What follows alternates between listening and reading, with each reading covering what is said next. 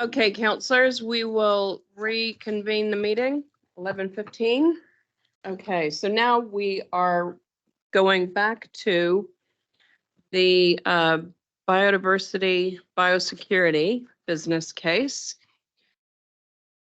I know that Greg and his team overnight have done some considerable work to reflect on the conversation we had previously on this item and give us some opportunity if we wanted to go a little bit faster in this area, how we might prioritize that effort.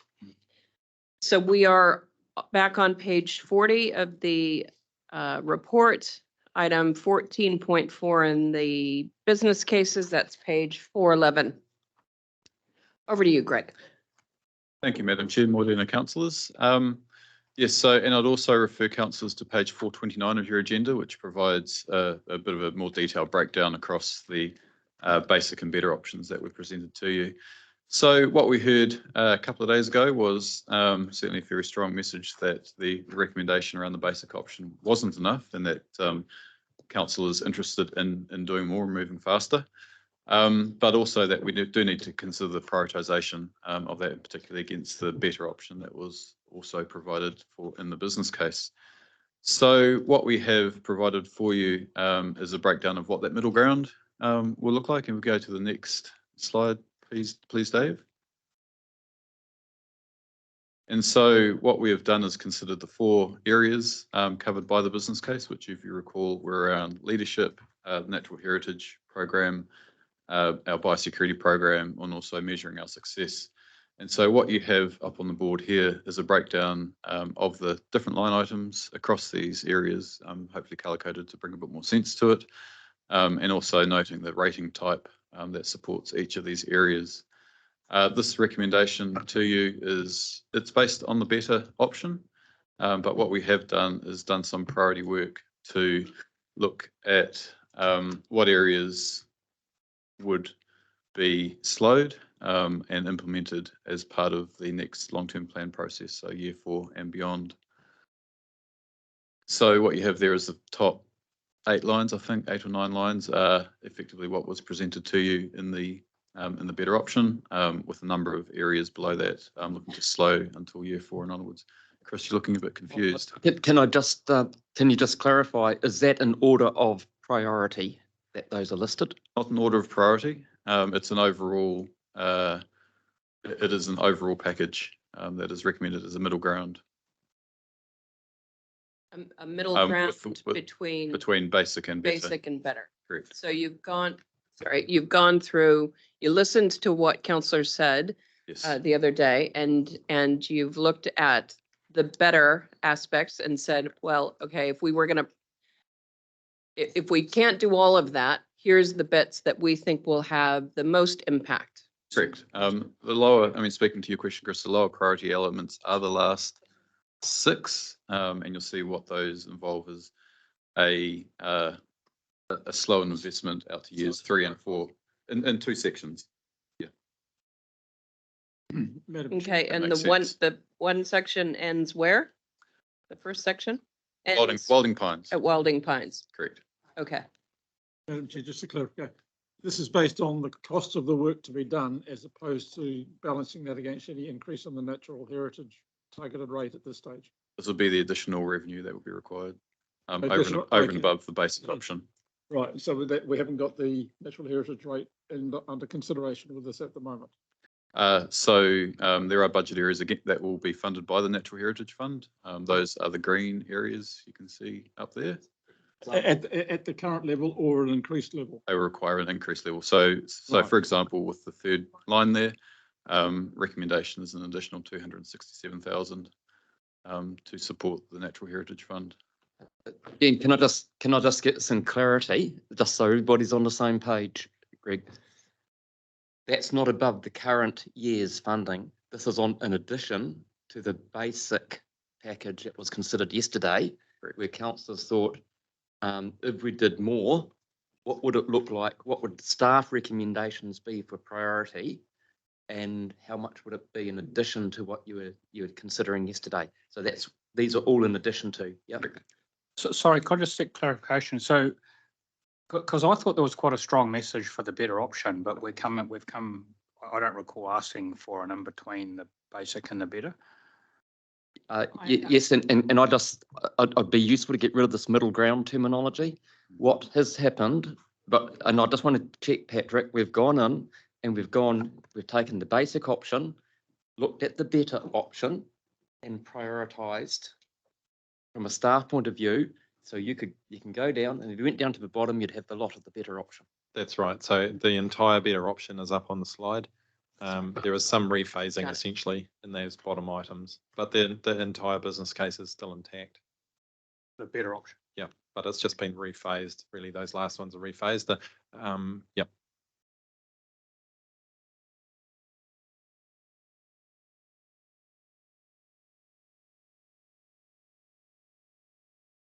Is that Janine? Are you pointing to? I think it's probably better if Janine does it. Sorry, are you getting a mic, Janine, or are you coming over to the desk? Yep. Because it would be good to understand the difference between the rephasing and the better as it was proposed in the original document, because So if I can clarify in terms of those annual totals. So the increase in year one on the board is 884,000. In year two is about 1.23 million. That's inclusive of the year one. So these are all just building, inclusive of the years before. Year three is 1.515 million. Year four, 1.784 million. And what I'm up to, year five, 2.045 million.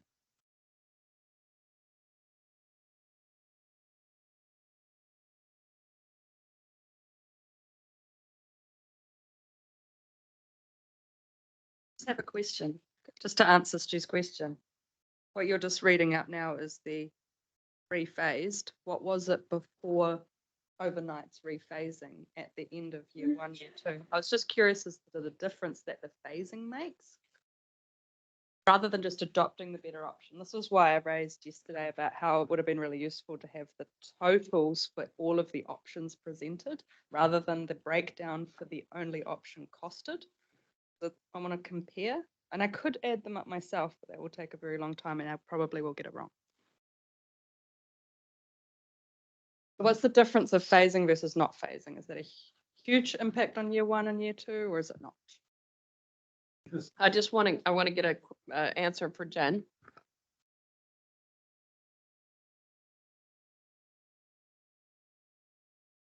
Yeah, Happy to come back. So Council, sorry, I've got Councillor Dunbar-Smith, Councillor Clarkson, and Councillor Smith. Yeah.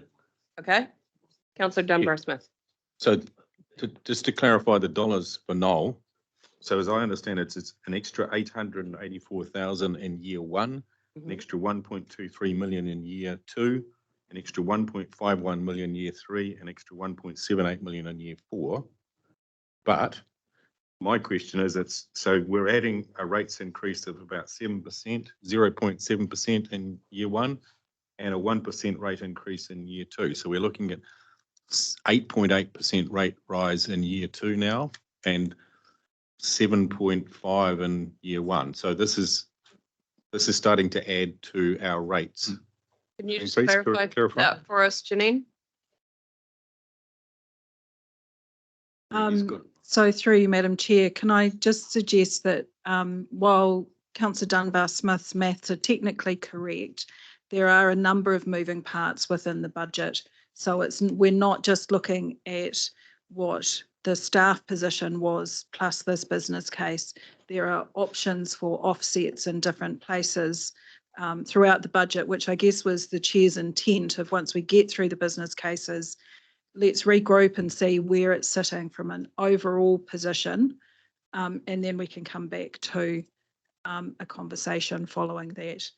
I guess I can give some councillors some assurance that with some of the options that are available for trade-offs or different funding mechanisms, that we are not we're not a million miles away from where we started the meeting with the staff recommendation. Could you clarify that? Because I just look at this and there's some useful things in here, but it does seem to raise the rate. And you're saying there are ways. When we've been through this, I haven't heard times where people are cutting things. No. They've been adding, not cutting. So Director May had presented on day one of the meeting around a rephasing of the policy program, which took That was the 400,000. freshwater. The right. freshwater, sorry, the freshwater policy, which took $400,000 out of year one. There was some conversation when we looked at, I think, the Metro Spatial Plan business case of the potential for that to be funded through the remaining prior year surplus funds that council has available to it. So that was another $500,000 a year available there. So there are levers that council still has available to it to help land the overall budget picture.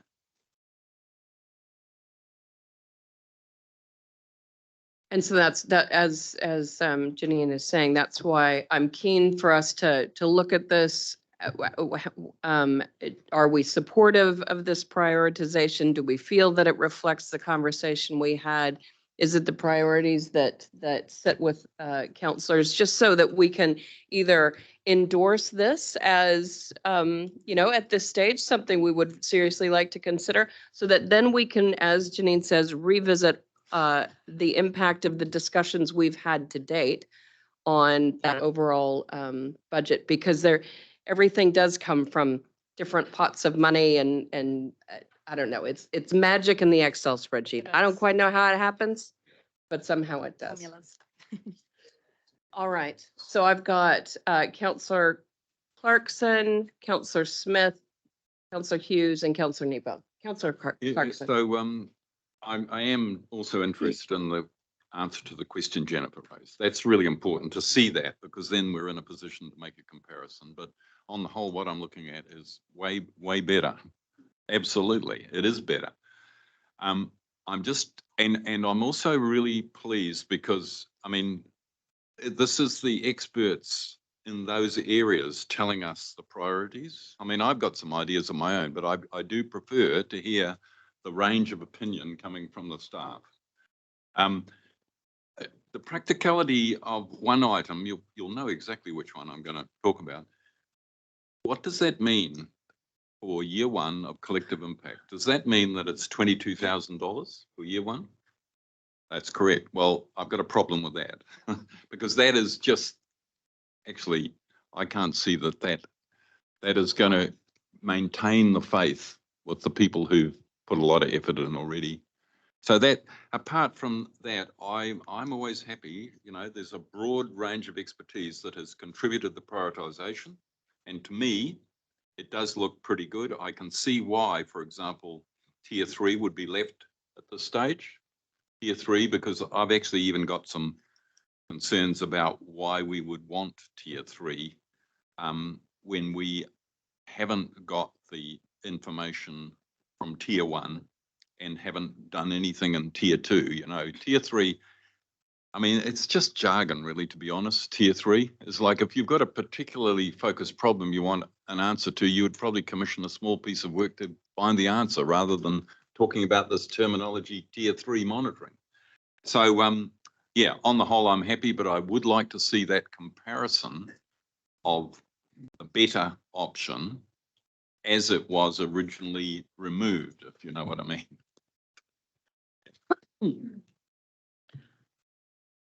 All right, Councillor Smith.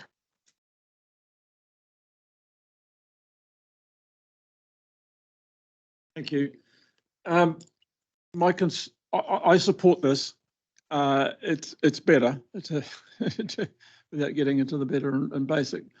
It is what we asked for yesterday. Now, having said that, I would ask you not to prejudge it and saying it's another % or 0.7. We need we'll get to the exercise, and the Excel spreadsheet is, for those who haven't done it before, is what it's all about. Is that you start to say, well, our preference is this better option in the biosecurity. But to do that, we'll kick the 100,000 out of the housing accord because this is more important to us. That's when we do the horse trading. What we should be saying to ourselves is this what we really prefer? And then wait till the spreadsheet discussions and say, okay, that's what we prefer, but can we afford it? It's not really now to get into this, do we support this? And yeah, that's for me, and I absolutely support this. Thank you. Well, and again, this isn't just the better A, it's the phasing of the better. And all of that also feeds into what comes out of the magic spreadsheet. So yeah, I certainly endorse Councillor Smith's recommendation that right now we just need to say, do we have, we didn't have a level of comfort yesterday. Do we now have a level of comfort around the table? Councillor Hughes. Okay, in terms of what's up there, I support the natural heritage. The rest of it, I'd rather revert back to what we had yesterday. And I'd just like to caution councillors about this using offsets from previous years' surpluses. I would much rather see us be open and transparent in our disclosure to ratepayers, because what we're doing is diverting a surplus, which is money we've taken up ratepayers from the previous year or previous years because of cost savings and whatever we've done.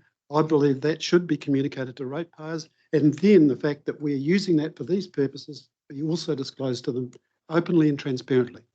Otherwise, we're fooling ourselves because all we're doing is kicking the can down the road, and I'm not in favour of that.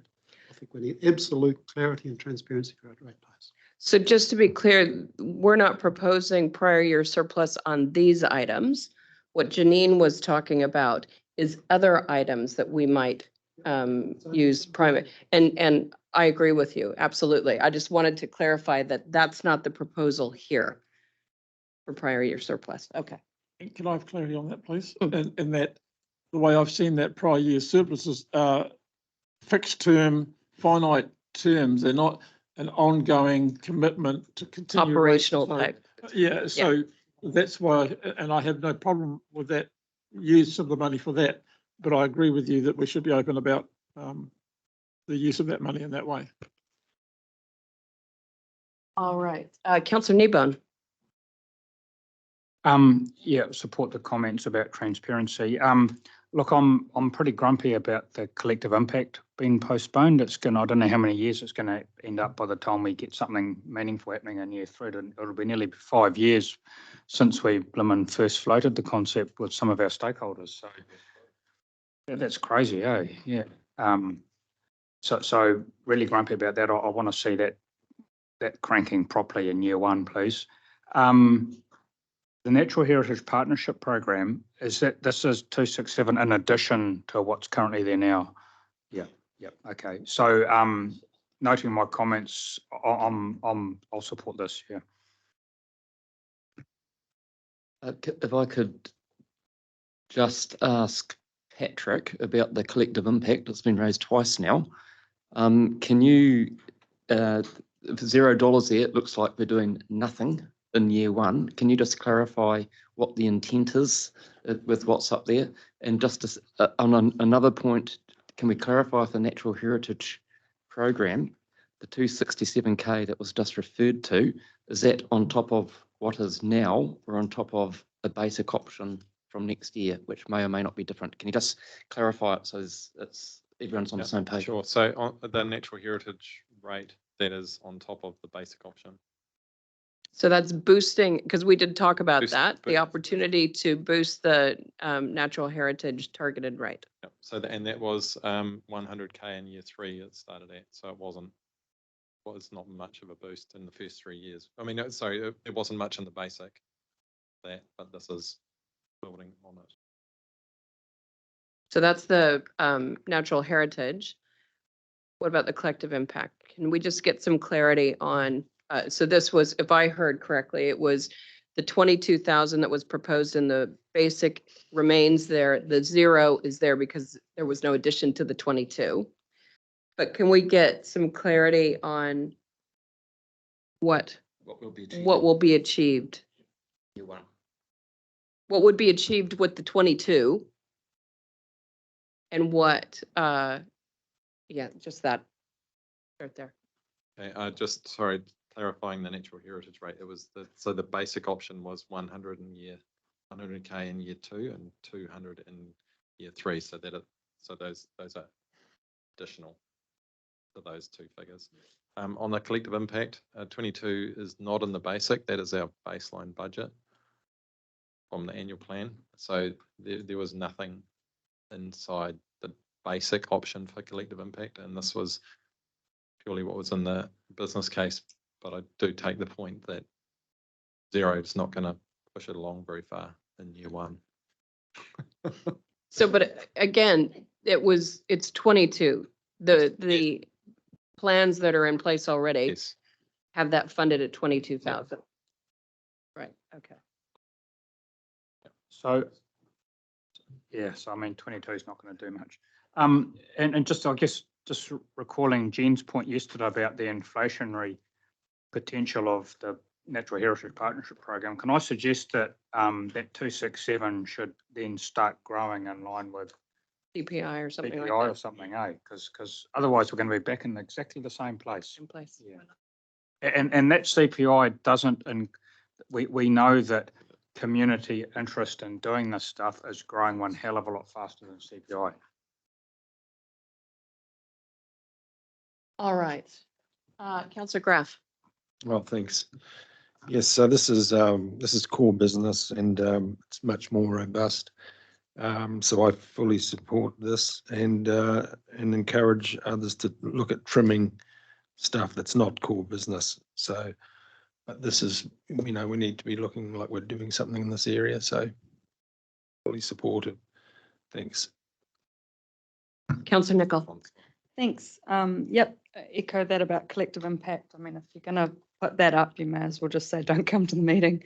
We're asking other people for putting in money to things, and the same as I said yesterday or the day before, if you're going to that kind of party and not willing to put anything in yourself, they're just going to say no to you. So no point even having the meeting. So I think that come through well through that collective impact thing. The Natural Heritage Program, I am very strong on advocating for us asking the community how much they want to pay to put into that, considering it's been 20 years since anybody's changed it. I think that what we have there or wherever we land should be one option, as in like what's being proposed, and that is an option that the community might say, cool, ready to run with. I'd like another option to be something nearabouts the CPI I mean, from 2005 to now that I mentioned, which is $9.14. And you could even put a higher option and we see what people say. That's just asking the community for a bit of an actual opinion on something that we know they care a lot about. And there's good support around here as well for natural heritage. That's clear from the discussion of the day and a few other days. Biosecurity, I have a question though. The clam and the Kalupa situations that have come along in the past year that we've been made aware of it, have we got money in that row, in the right row, to be able to respond when we become clearer on what our part is to respond for both of them? Excellent question. Because Thank you. time is of the essence with It biosecurity. is. I don't want to wait for an annual plan for you to have to come to us. Yeah. So for Kalupa, so that's the seaweed that's on our coast and Northland's coast. There is nothing in the budget for that. We're not even at the phase of understanding what long-term management would look like for that pest. Bit different for the golden clam, the cubicular. Yesterday morning, I managed to sneak in a workshop with MPI and we thrashed out very, very high level what long-term management kind of could look like.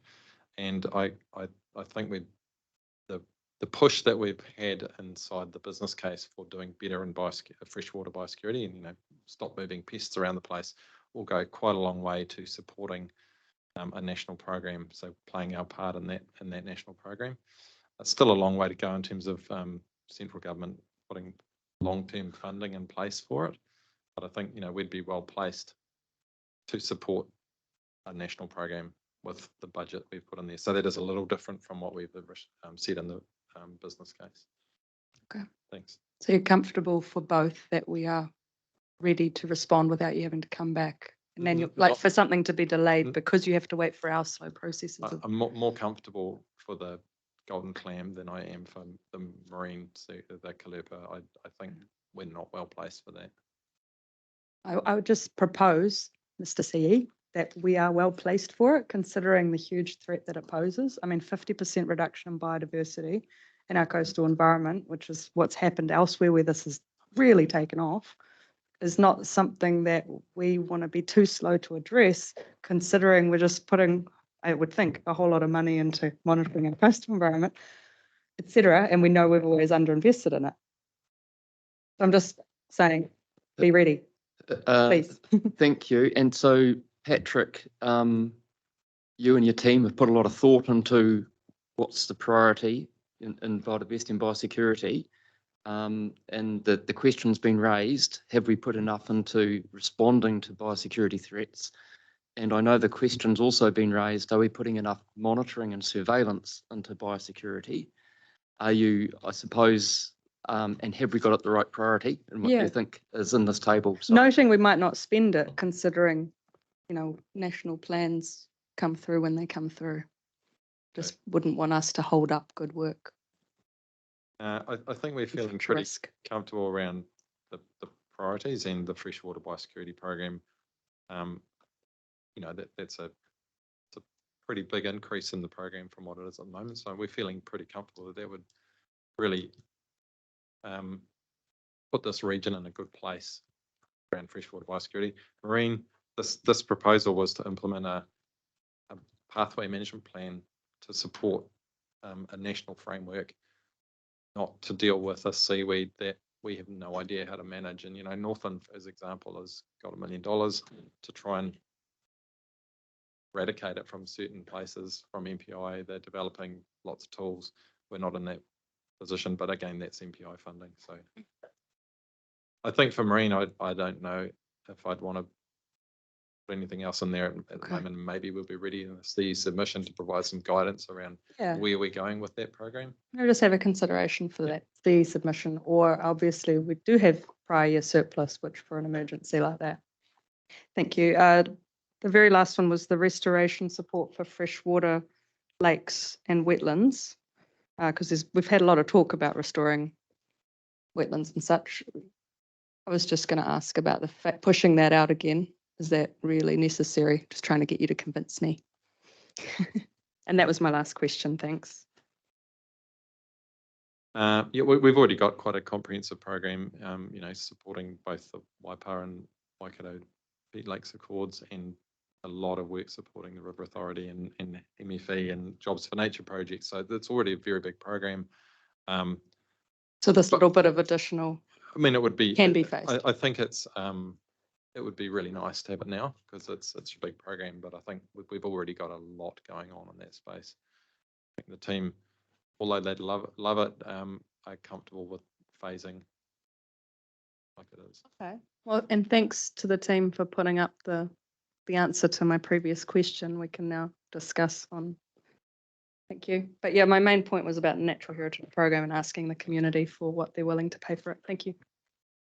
And just building on that question around the Natural Heritage Partnership Program. So the basic option that we started with, it says it equated to a 50-cent increase in year 2 and a $1 increase in year 3, $1.50 in year 4.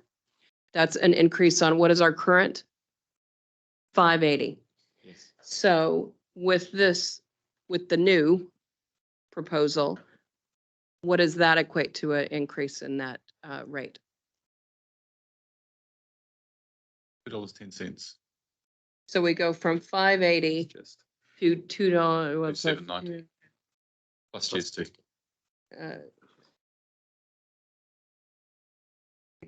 So $9. $9 plus just. Am I correct? Sorry, what? $7.90. Oh, sorry. God, my math, far out. Plus just, yeah, sorry, plus just, so. $7.90 plus gist. Okay, so I just wanted to put it in the context of your original ask of bringing that in line. Oh, Councillor Hughes.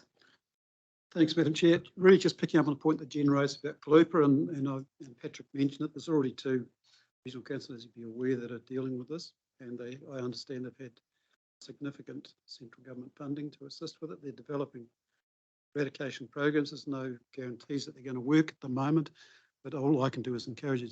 I'm sure you will be keeping in touch with them and following. If we have to deal with it, use their best practice, but there's no, and as I understand, there's no guaranteed cure at the moment.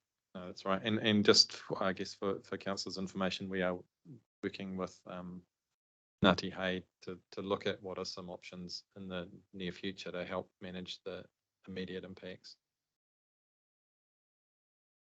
Councillor Marr. Yeah, just re-emphasising what Chris has just covered, and I know we've had divers out looking in the areas. It's a bit of patchy stuff around the Mercs, but at the moment, touch wood, it hasn't gone too much further. I just a comment of Jen's. I have real concern going out to people asking how much they want to pay. I find that process doesn't work, because you tend to ask someone how much they want to pay and they'll say nothing or very little. So I would be very interested in how the question would be posed. That's all. I don't think we will get a positive outcome out of it. I am interested though in so what's being proposed if this is adopted. Now it's bringing it in line with the inflation adjusted figure that's been put before us.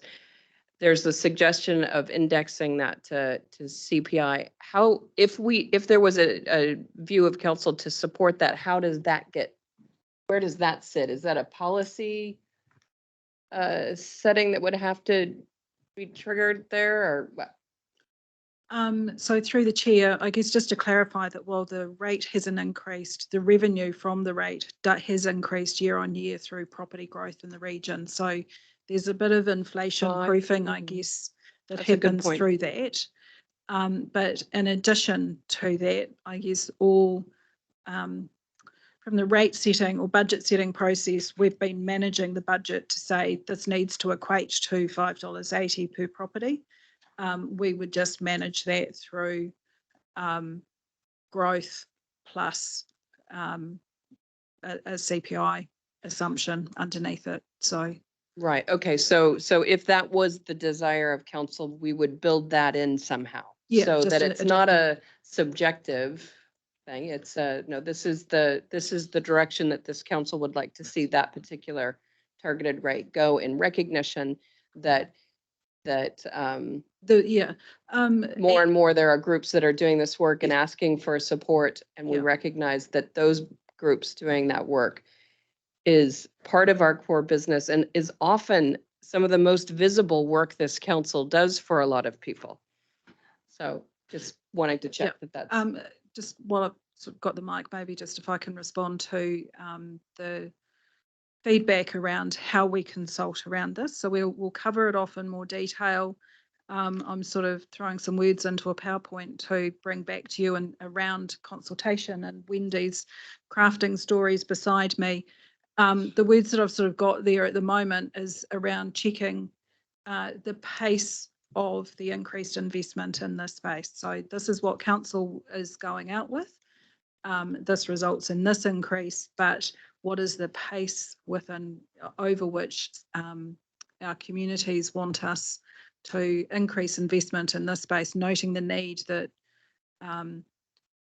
we've needed to be cognizant of the going faster with what can the communities afford to pay. So sort of crafting some words to that effect. Councillor Graff. We've got Councillor Graff, Councillor Dunbar-Smith, and Councillor Cookson. Dave, can we just pop back to the previous slide? Just wanted to look at Wilding Pines. is that a big issue on the private land, or is it more of dock country we're talking about there? Where are the wildings? Okay, so I've told you the speaking order. Robbie and Ben, can I get you to turn off your mic so we can get a mic back down there? All right, thank you. Yeah, there's a lot on private land on the Coromandel Peninsula. So, Right. yeah, we've mapped them all on the Coromandel, and it's there is a lot on public conservation land as well, but there is an awful lot on. So this is directly to manage on the private. Yeah. blocks. So MPI funding that we've had previously is kind of tenure neutral, and they try and hit the highest priority. We would probably focus more on supporting private landowners, and DOC would then have to partner with us.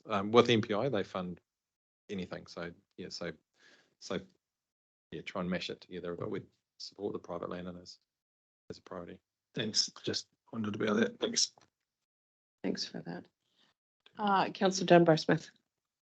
Yeah, I was just checking out for your marine biosecurity and the basic option. It looks like you're getting an extra staff member. Is that right? You'll Yes. have people on the ground for delivering those programs. Yes, it is. Yeah.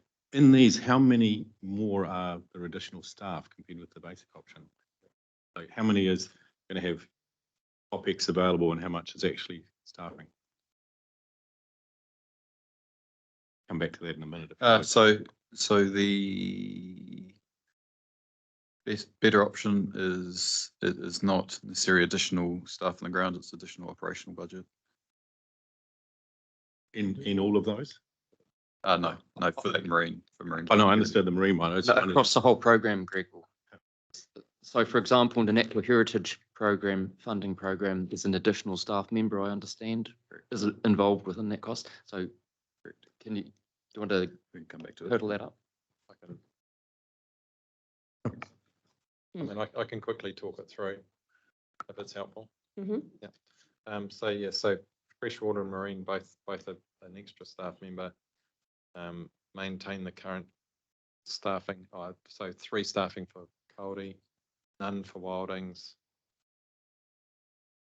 Yes, I'll miss out the rephase stuff because that's for another LTP, except for there's a biosecurity science support as a little bit of OPEX and a staff member and a mix of permanent staff and fixed term for the tier 1 and tier 2. And the top 2 are staff members. The collective impact and the regional biodiversity coordinator are both a staff member. So were we already, with collective impact, were we already getting a staff member? Oh, sorry, the collective impact is not one. Sorry, that's just. It's not a staff purely- member. no, it's not a staff member. Sorry about Right. that. Okay. All right, where are we at? Councillor Cookson.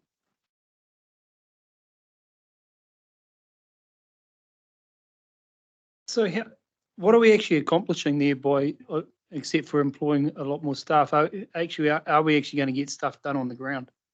Because I thought that was the whole idea, was to fund the Natural Heritage Fund partnership so we could actually get more stuff done, not employ more staff.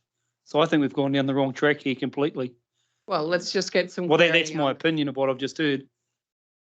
So for the Natural Heritage Partnership Program, what we've heard from all our community groups is they love having our staff on tap. So we employ technical experts that they basically are on speed dial with all the groups, and we really support them to do better and bigger things, as well as deliver the outcomes on the ground. The numbers of groups are just going through the roof. So, we support groups that we don't fund as well. So we offer technical advice to everybody, as well as having that additional funding to support the work that they do on the ground. So I'm sure that everybody loves to have our staff on tap, but just for clarity, most of the groups that we're working with there they're small groups of volunteers, they're smaller organizations, and our staff are helping them through the application process. Is that right? That's a minor part of the role. It's more like how do they implement best practice? How do they set up trapping networks? Right. How do they do their outcome monitoring for how many Kiwis they're doing? So it's across the full breadth, as well as strategic planning, because some of the groups are actually getting quite big. Strategic planning, all sorts of advice. Right. Okay, so it's helping, we're helping to ensure that when we make an investment in a group, that they have the capability, the capacity, and the knowledge to deliver on the outcomes that we're looking for, right? That's the support. Okay. Excuse me, Madam Chair, Yeah. just through you, just for clarity about probably when Patrick raced through what that was. I think that, so the question was, I think originally, from going from the basic to the better, how many additional staff were involved in that? I think that's I couldn't quite add it up as you went. Was that an additional 6 or an additional 9 roles? So the basic option is an additional 6 FTE ultimately with full implementation. The better option was an additional 15, so an additional 9 FTE over and above the 6. So I just want to get very clear so that the answer to the question, and I understand from when that went through, one of those was in the, you can correct me where I'm wrong, Janine. I'm just trying to sum it to make sure everyone's on the same page. One was in that upper natural heritage program with a bunch of cash that goes with it, an additional cash that goes with it. What I think I heard is where there are 3 staff and the additional staff in the Cody protection program. And I think there are 1 or 2 others. I didn't quite catch them, but you might want to correct me if I've got that wrong, Patrick. You went through it pretty quick and I didn't know if people could catch it. Greg's numbers, you're right.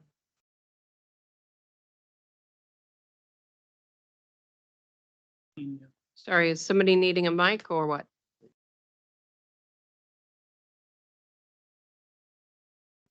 Okay, so speaking order, I mean, you hold your mic there. And then we've got Councillor Clarkson, Dunbar Smith, and Graff. So Janine, are you needing a mic or is Mike or Greg needing a mic? Who needs a mic? You good? Okay, good. So through you, Madam Chair, so the basic option was 6 FTE. The original better option was 15 FTE.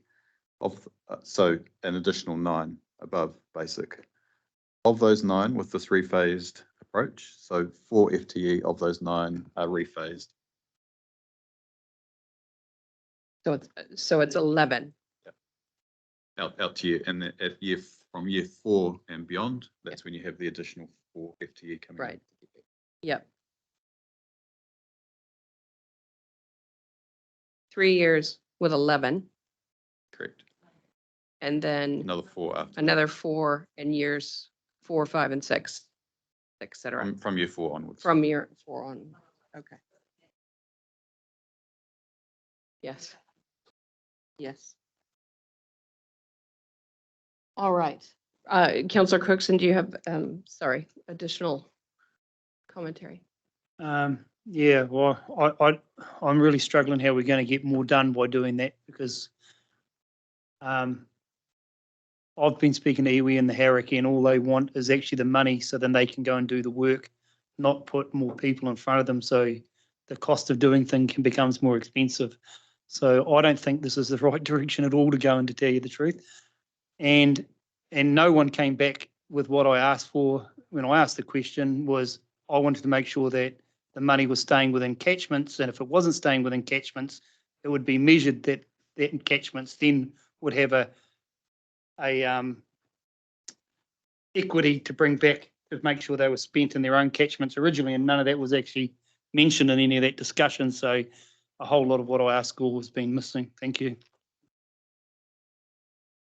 Yeah, and so I guess what's running in parallel to this is a consideration of the policy that underpins how we use the Natural Heritage Fund, and that would be a good place to consider how we approach this particular funding mechanism. I mean, obviously at the moment it's collected through a relatively general rate across the region and distributed to where there is the interest that comes through in our funding processes. There is an opportunity for councillors to consider what other policies or I guess guidance they wish to underpin that ongoing funding process. So that would require council to revisit the policy settings around that fund. What is that process? How does that process sit alongside what we're doing here? Yep. So a review of the underlying policies underway currently, We're anticipating to bring that back to council in April for consideration. So Councillor Cookson, are you satisfied that there is a avenue through which your request could be addressed? Does that sound like an avenue?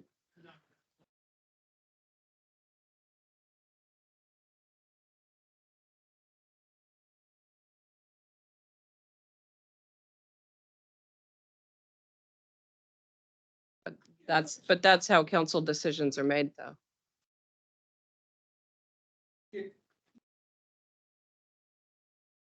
Sorry, can we get a mic back? The poor cousin's gonna get treated like the poor cousin more and more and more. So anyway, that's just where I'll take that. Thank you. Councillor Clarkson.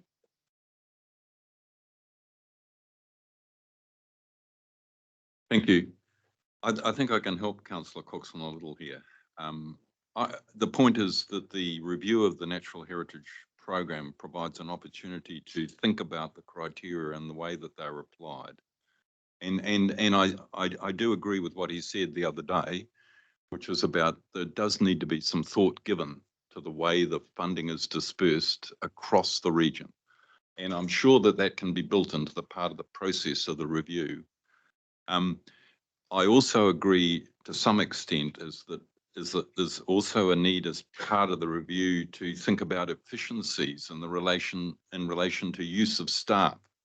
And one common way that is undertaken is to look at the scale at which the funding is being applied. If it's going to huge numbers of very small projects, there's a huge cost of administration and all the other things, and then the interactions that are needed from, the council staff and providing advice and all that sort of stuff.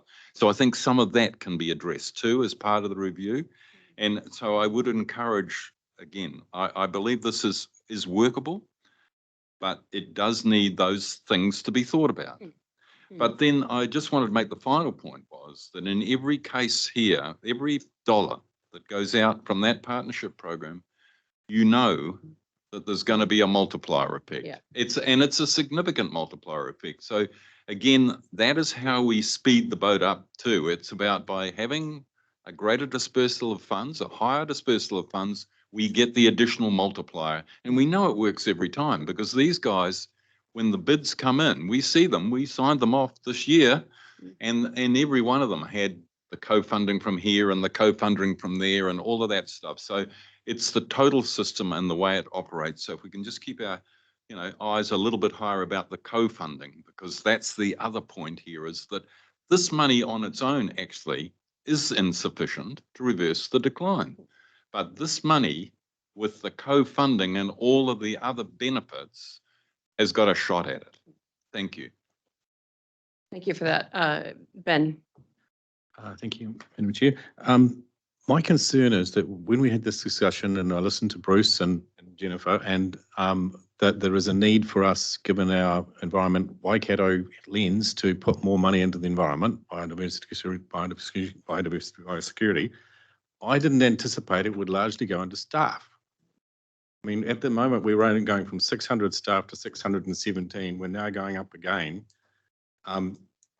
I thought the money would be going into a natural heritage partnership project that would actually give money out to the community where it is more efficiently used and integrated, and where we get better buyback. So I would be reluctant to put more money into the carry protection when it's just going to give us 3 staff. And similarly with some of those other ones, I think we should be looking at putting money, as Chris said, into the natural heritage partnership program where it can be more effectively used. And I would suggest that we reduce the funding on some of the other one. The note here on page 41 is that there's significant current demand for funding for community conservation, and that this will increase when Jobs for Nature funding finishes. Well, Jobs for Nature funding gave money to the communities, it didn't give it to staff who then become institutionalised processes within council. Not quite right. It gave a lot of money out to the sorts of people that this council has to help run the projects. So actually it was funding positions of people who were leading the projects, who were providing technical advice and all of those sorts of things. So we've got to be a bit careful about, you know, because the bottom line is you can't undertake a lot of these projects unless you tick a whole lot of boxes, particularly around health and safety, particularly if you're applying poisons, particularly if you're using traps. You know, you've got to be careful here about how you look at the way this work is actually undertaken. I've got Councillor Graff and Councillor Hughes and Councillor Newburn.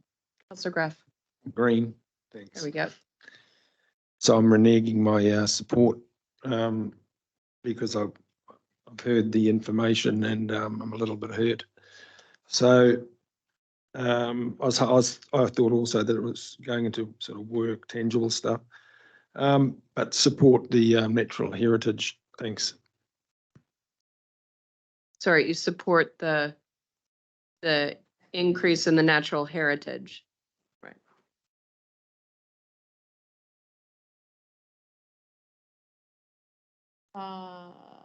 Councillor Hughes.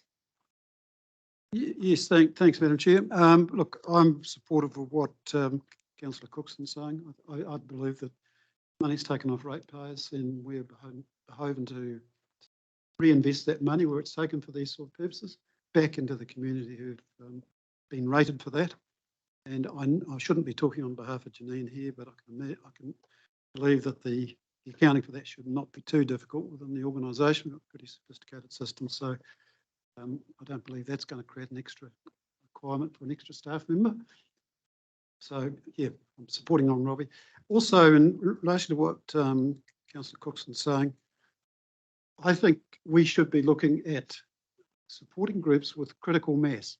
One of the most important things in any sort of business or whatever you're doing, you need to make sure you've got a hierarchy of information being passed down. So you've got some people at the top who are educating the young ones that are coming in. And that, I believe, should be part of our process of vetting organisations that are applying for funds, so that there's a definite succession plan, if you like, so that knowledge is not being wasted. It's not, we shouldn't be having to re-educate people all the time. Teach them once, that knowledge should be passed on. That's what happens in life. That's what should be happening with the people that we're dealing with in the Natural Heritage Fund. And I'd like to see that as being one of the preconditions for approvals for funding. If people are going to apply for funding, then they've got to be able to demonstrate a succession plan which is satisfactory to our team. Thank you. Councillor Newburn.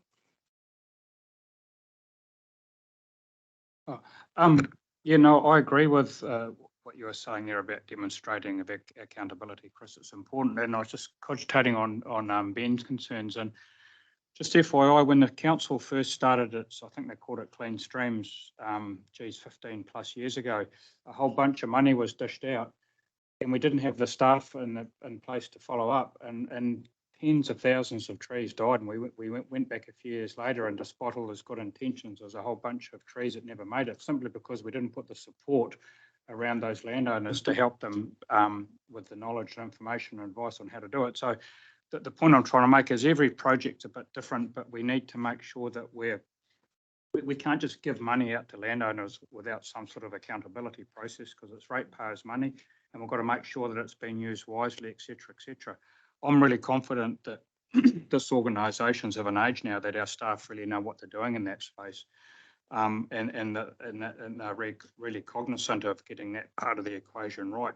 I'm also confident that this review, the Natural Heritage Fund, will help us more equitably apply the funds that we collect, you know, and just, oh, look, I said this yesterday, but just to remind people, the lion's share of the biosecurity rate comes out of Hamilton City. The lion's share of the expenditure is out on the rural provinces. So, you know, you need to be really careful when you're saying money from a certain area should only be spent in a certain area, because our biosecurity program would tip over if we applied that principle, eh? So every situation's a bit different, eh? But yeah.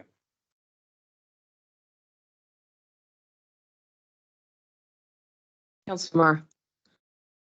Thank you. Can we just pull that line out with the Wilding Pines and just convince me. So is that 150 on top of the basic 150?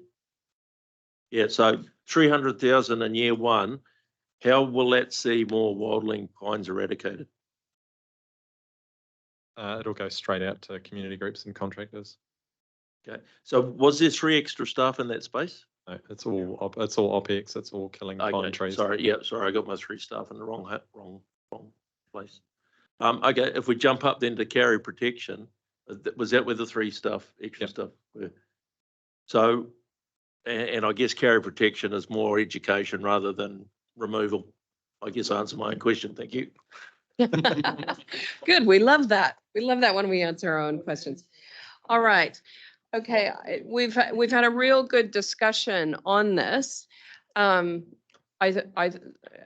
suppose initially I got to a place where I thought there was general support of this entire prioritization, but perhaps not. So I'm just going to give us the option. As council, we don't have to agree to all of these. If there are some, staff have put these in a priority order, so we can clearly see the ones that are phased later, which actually are phased into the next LTP anyways, so just something to bear in mind. If there were some that we didn't feel needed to remain on the priority, that is an option for us. So I'm just, because I'd like to be able, because remember, we want to see what the magic spreadsheet says, but we need clear guidance to go into that spreadsheet. So it's all of this that's going into that spreadsheet, or some. Councillor Nicol. Yeah, I was just going to suggest that the reason that other slide was put together was so that we can see what the basic cost is in year one, the better option, full hog at full speed, year one, or the phased approach year one, which allows us to play around with the percentage at the end in that magic spreadsheet. But yeah, I'm with you, Madam Chair, around we could still change it, but I think that we've been given 3 packages to choose between, and so might just time-wise just choose between them rather than tinker too much. Yeah, just testing comfort then. Can we do the modeling on the rephased? And if the view is there's not a level of comfort with where we're ending up and we can't maneuver other things around to get to that level of comfort, and we want to come back to this to revisit the prioritization, is there a level of comfort with that as an approach? No, could I explain why I say no? Sure. Yesterday, I think the councillors had a view in mind what we meant by go away and have a look at the better.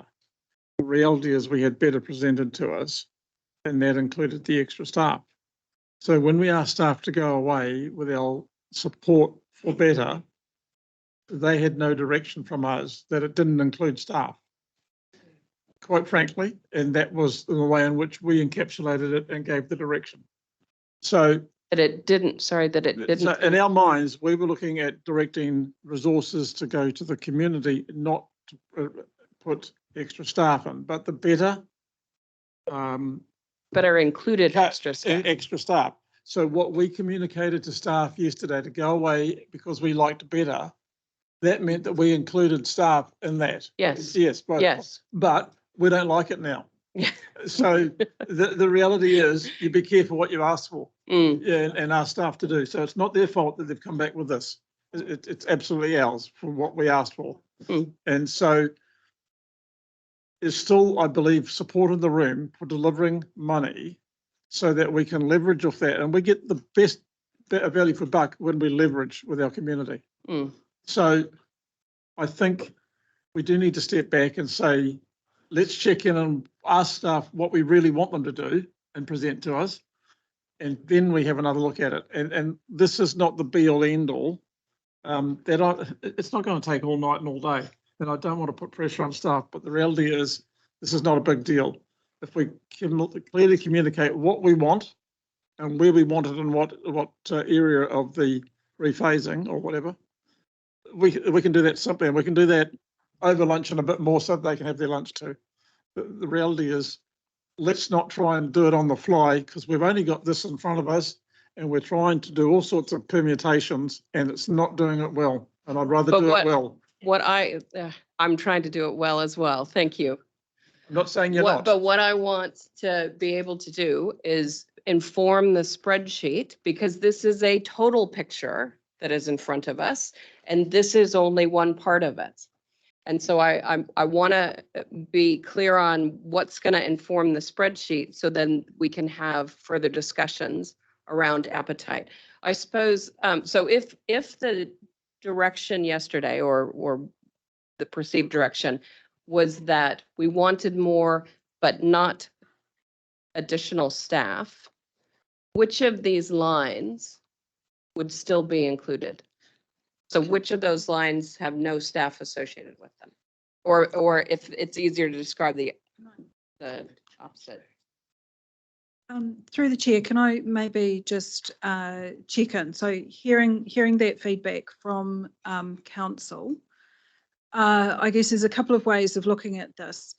If you take whether it's a staff member or a direct cost off the table and say, have we got the additional investment going into the right places? Probably feedback on that is useful, rather than the staff versus contracted. So have we got the spend right? And then we can talk about how that spend is actually delivered. So is the investment in the right places? Yeah. Without the detail of how we spend it at the moment, because we can deal with that. You know, is it a contracted service? Is it a grant? Is it a person? We can sort of deal with that through the implementation of the case. The key thing at the moment is, have we got the money going into the right focus areas? As indicated in this spreadsheet. So do we have your thoughts on, do we have the expenditure in the right place? Madam Chair, I go to borrow Bruce's words, you know, we are listening to the experts. I don't know the first thing about Wading Pines apart from they're a pest. I don't know where they are, and whether we should invest in them or not.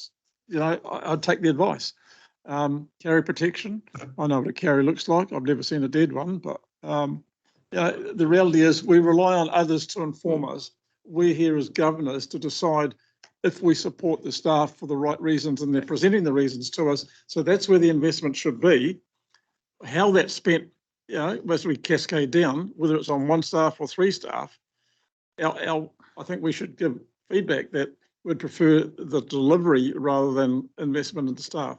Okay, If that's the feeling. So it seemed as though you didn't feel that we had the right information in front of us to be able to further our deliberation on this. So are you now saying that, yes, this is sufficient indication of where we might prioritize and to what level? Initially, when we were presented with that, we didn't understand. There were people in the room who have asked the right questions, and we now understand that this includes staff. I've taken from the feedback and my own thoughts yesterday that we didn't communicate correctly of what we actually wanted. We've now had that clarity, and so I support the investment going into these areas, but not necessarily how the underlying approach is at the moment. Okay. All right. I do want to, so based on that conversation, are we happy to model with this? There's just one thing that I could just ask, Patrick. For example, there's some important issues there. For example, terrestrial biodiversity monitoring. Is there currently any staff member in there that undertakes that work?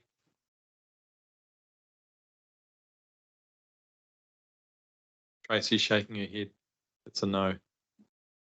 No. So then we have identified an area that that is important, that hasn't been addressed, and it's been missed for many years. So I'm sort of getting thrown around like a turbulent boat. But Yeah. the thing is, we need to really just quickly whip down and say, like Kauri dieback, docks onto that, isn't it? I mean, is it, well, I'll retract that then. All right, But what I'm getting to is, what are we replicating? What's important? And there's a couple of things that probably are important. And we need to identify that first, and then. okay, so Just- I'm gonna, yes? Just wanted to add that I would be supportive of more money going to the Natural Heritage Partnership Program rather than 3 additional staff for carry protection when we've already got some staff doing carry protection. So if you've got your basic better modified, I would actually put in there money to Natural Heritage Partnership Program, which is what we were discussing. The idea of money goes out from here to support the community, not to build an extra staff. So what I would like us to do now is run through the spreadsheet with this in its entirety, because we need to look at this package alongside all of the other packages we have discussed to date and see where it's all lining up. Now, if we do that and we're not comfortable, that's when we can get into, okay, well, we might take some out of this, we might put a bit more into that sort of thing. Okay, so that's what I'd like us to do now. Councillor Marr? Yeah, we just need to be cognizant that this is on top of the basic package. Yes. So just as long as everyone is, yeah, no, I understand that, but it's not, collective impact in year 1 is not 0. It's Yeah. 22K. Yeah. So it's just, I know you keep looking at that and you lose. I know, you what's lose already in basic. perspective. Yeah. Yeah. Yeah. All right. Okay. Thank you. I think we've gotten the level of clarity that's going to allow us to move to the next step, knowing that we have not yet made any decisions on any of this. Just saw something. It's just saying, does what you're going to model have collective impact actually have a figure in it for you? At Or no? 22, yes. Janine has got you've got the, That's baseline budget, not in the basic. There's no additional funding in the basic for collective impact. okay, in year 1, but I think we've, Just heard a few We can- voices on it okay. and thought, had we changed that Yeah. or had we not changed that? Thank you. okay. Yes, we can, but I'd like us to get to the later. So we need something, we need the magic spreadsheet in front of us.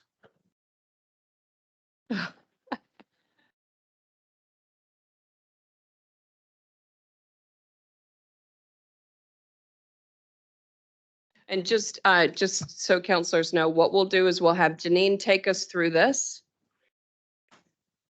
And then we're going to adjourn. We're going to have lunch and conversation. Okay? Whenever Janine is finished. I promise not to take too long, but this is, I guess, an opportunity to check in around the changes from the conversation that have been captured and modelled, and then we'll do the reveal on where everything's sitting. So I will just have to jump into The big reveal, will there be like a drum drum roll? Well, please. There. I know.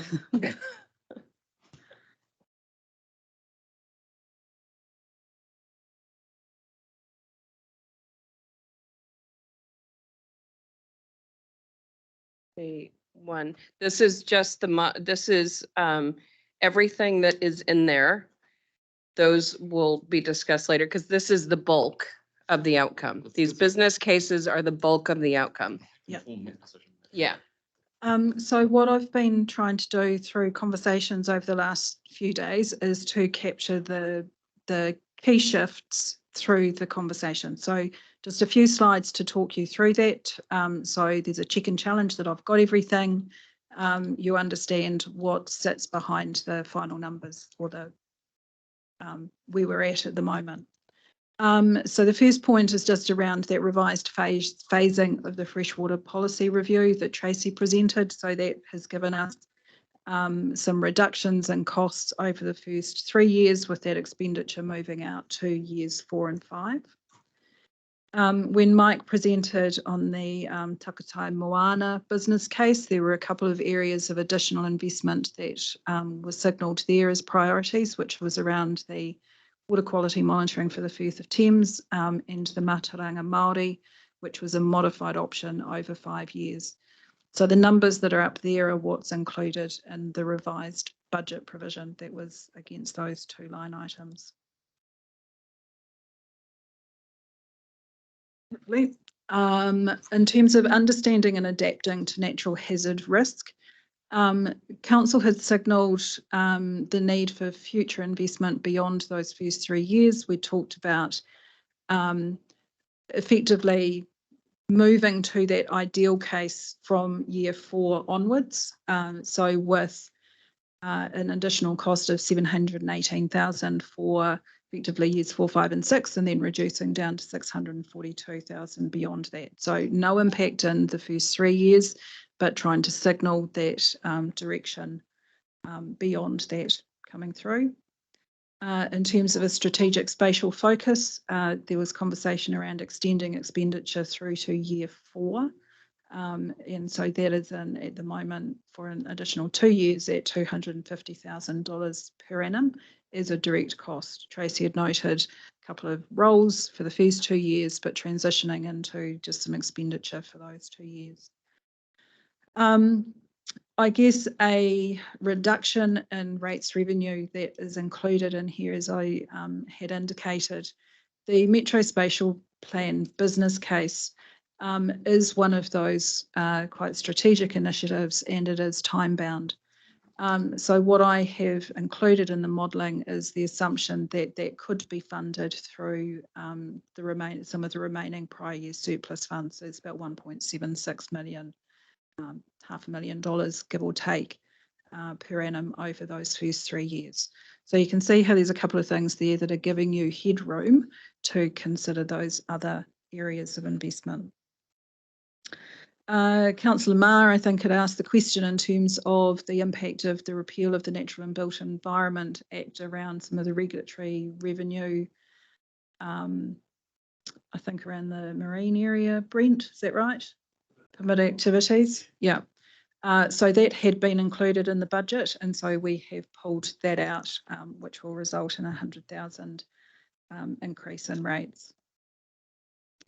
Biodiversity and biosecurity business case. So these are the numbers that have just been discussed. So increasing investment beyond the basic option to a rephased better option. That's just as per the latest discussion. One that is still a little bit of a moving feast is in relation to the funding partnership opportunities. So I think we've had clear feedback around the cessation of the Regional Development Fund.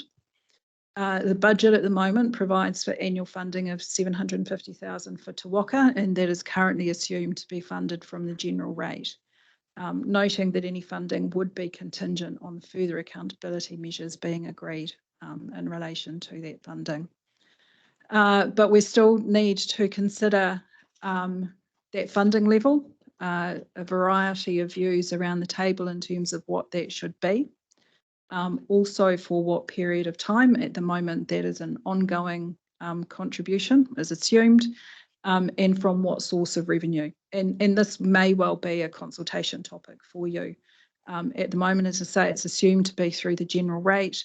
There is that option around a targeted rate on business, or there has also been some discussion around utilisation of that Regional Development Fund reserve, the funds that remain from there, which aligns quite nicely and from an economic development perspective.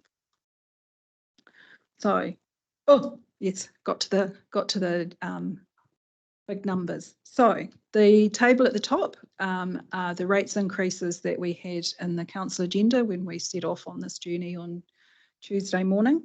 And then the numbers at the bottom are based on all of those changes where we now sit. In the row down the bottom is the movement. So while we have moved some deck chairs around, the overall position is pretty steady state from where we started. Noting that we have addressed, particularly in year 4, some of that decline in the rates revenue that we're showing in there by adding in some of these areas of new investment beyond there. But then we still continue to bob around sort of the no rates increase from there on out. And just for those that like a picture, I guess the grey columns are just the representation of this in terms of per the council agenda, the proposed budget or the draft budget position as we are currently sitting, and the orange line being the 10% limit on the increase in rates. We'll go back to that table there, maybe with the numbers. So I guess the first thing is to check, have we captured all of the key points from the discussion? Is there anything that has been missed that needs to be reflected into this position? Councillor Nicol? Great presentation, thanks. That really helps, and really quite happy with some of where it's landing. I note quite a high year 2, and so I'm mindful of the rephasing of the biodiversity project to try and help get year 1 down, I think. But would there be a substantial difference by not rephasing that biodiversity project and just going with the better option in the original form that it was presented? Because from what I calculate from your numbers before is that it might be like 6.8 and 7.9 or something. Not a material difference, but still a decision to then potentially raise a motion and test something on, you know? So I think I think they were about the $600,000. $600,000. So that's half a 0.4% of a rates increase. I think just to remind councillors in terms of year 2 includes the assumption that we're taking over the regional rating for public transport. Oh, thank you. So that's one of the key shifts coming through there, drivers literally. Yeah. And that is still subject, that has the whole cost of the low cost, low risk program in there, which realistically, I think we're all of the view that that will probably be something less than what we have in there, but we don't know that at the moment. But I think by the time we get to 25, 26 annual plan later this year, we'll have more clarity on that. That's really helpful. Thank you. I've got Councillor Dunbar-Smith, Councillor Graf, Councillor Hughes, and Councillor Downard. Ben. Thank you, Jenny. Just picking up on that point. So in year 2, that also includes the extension of Te Huia service, and we're not sure how that's going to play out yet. No, so there's no provision for new Te Huia services until year 4, I think, from memory. There is the payment from a rolling stock perspective in 26, 27, but that doesn't have any rating impact immediately in terms of that. But there's no impact in terms of increased service provision for Te Huia in the first 3 years. So what you've shown us is a lot of reductions or shifting forward. So is most of that increase in year 2 coming from the biodiversity, biosecurity? The 0.2. 0.2. You're talking about the 0.2 change. You're not talking about the overall. No, well, I'm just saying that there's a significant reduction in some of those projects is what you went through. So the one we're adding most on is biodiversity, biosecurity. Yeah, so sort of taken out 400,000, I think, from the policy program, 500 or 600 from the assumption that the Metro Spatial Plan will be funded through the prior year surplus, and then you're adding in about 1.2 million around the biodiversity, biosecurity. So it's sort of, yeah. Councillor Graf. Councillor Hughes. Thank you, Janine. I have some serious concerns about 25, 26. We've got an inflation factor built in there, what, 3%, is it? Real figure? About 2.6, 2.7. Less than 3%. There will be an expectation from our ratepayers that we will be closely aligned with inflation, our cost adjustments, I would expect. And I personally would feel very uncomfortable with signalling that in an inflation situation where the national inflation levels are under 3%, that we're proposing a rate increase of 8%. I just think that would be unacceptable in today's environment. Remember, though, that that's taking over the regional rating, and so there is a corresponding reduction in the TA's rates. I was wanting to get to that. That never happens. I wanted to get to that. So Well, I think the auditors would have an Yeah. issue with that. Yeah, so through the chair, Sorry. when we took over the rating for services in the northeast Waikato, one of the points of clarification that the auditors sought, and I'm sure they will through this as well, was confirmation from the territorial authorities that they would no longer be funding those services. So we will need to address that through engagement with those territorial authority partners and through the consultation period.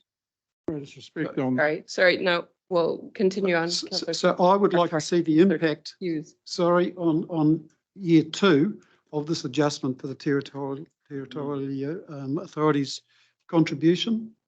So really what we're looking at there, taking that into account, is 14.7% over the next 2 years, which if we're in a much reduced inflation environment, I think is too high. I don't think this year is unreasonable given where we're sitting with inflation. Year 2 for me is too high.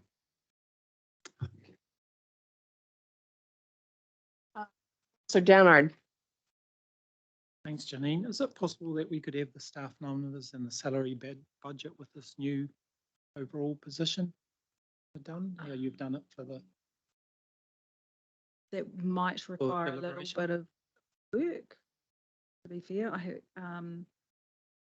can try and do that over lunch, depending on conversations, but It's just a rough, like you've got on page Yeah. 111. yeah.